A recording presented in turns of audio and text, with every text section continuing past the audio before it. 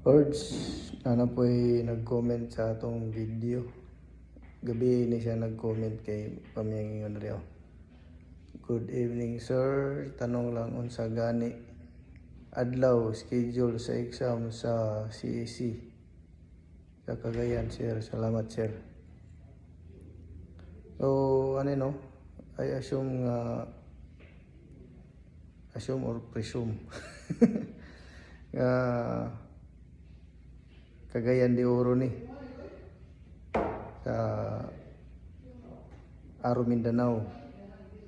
Ang schedule is makita na silang Facebook page.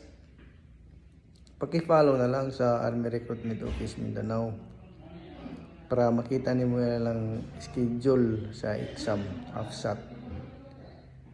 Kay dili na ko updated dito kay wala naman ko sa Aro Mindanao. Maong i-follow na lang sila para makita nimo ang schedule nila.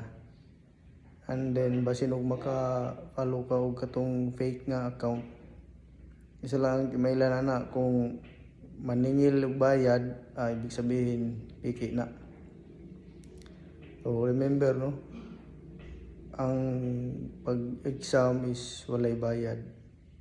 Walay bayad ang pag-take sa AFSAT, ang pagpa-schedule walay bayad, libre na tanan. Walay bayad ang pag-apply, walay bayad ang exam, walay bayad ang AFSAT.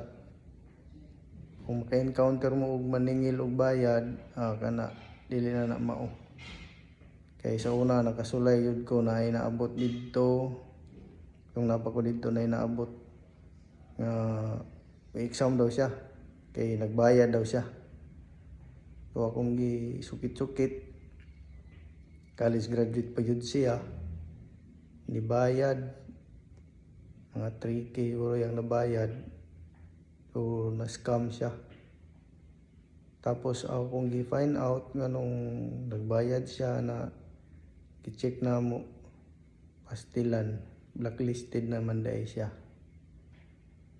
So amping ayaw mo patakaw, tas kay basin og matunong mo atong mga tao nga mangwarta lang na makabayad yun mo dako, makapliti pa, pamasahe, gasto sa oras, biyahe paglayo, ya pag-abot dito dili maka-exam kay blacklisted. So kung kabalo mga blacklisted na mo, ay namo pud pag biyahe pa kay para maka-exam lang kasi naka-record na siya. So mura to ha, ayaw gid mo sugamak ang mga magbabayad kay basin og mas-scam mo. Libre ang exam, libre tanan. Thank you, God bless.